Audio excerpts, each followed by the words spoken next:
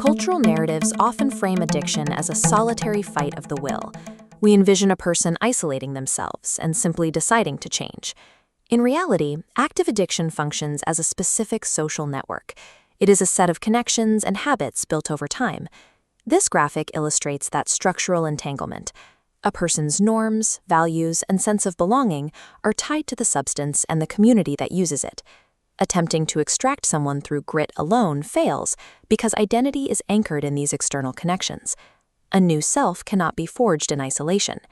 This diagram shows the path forward. Moving away from a substance-endorsing identity requires a transitional architecture to cross over safely.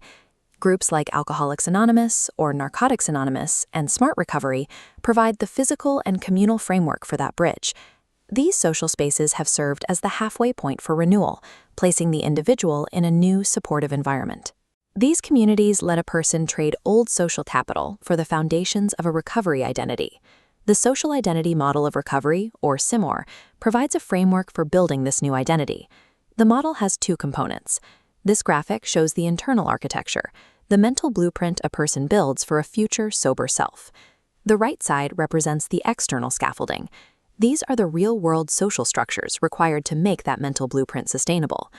Recovery is the result of aligning that inner mind with the outer social world. This synthesis happened through three specific dimensions, beginning with the transition from abstract visions to reality. In this chart, the abstract I on the left becomes the concrete group on the right. A person sees versions of their future self in the room every day. The second dimension involves aligning personal values with the norms of the group. This diagram shows how group norms reinforce behavior. When a community actively practices honesty and reliability, those internal values become external habits. The third dimension increases the immediate benefits of a sober life. As shown by these clasped hands, an act of service to the group builds personal efficacy. Helping another member makes the individual feel useful. These interlocking arrows illustrate a continuous feedback loop. The interaction between the individual and the group acts as an engine for identity renewal. These powerful, consistent social interactions actually trigger tangible, physical changes in the brain's fundamental neural processing pathways and networks. This mapping shows the brain and the social network as a single system.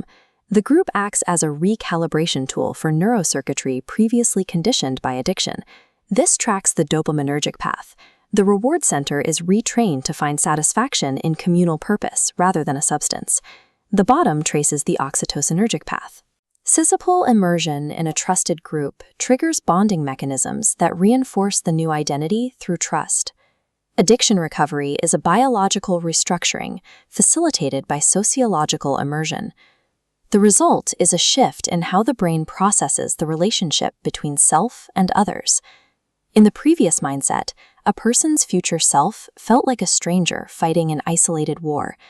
With this architecture in place, the brain processes the self as part of a unified tribe. This text graphic represents the final thesis of the model.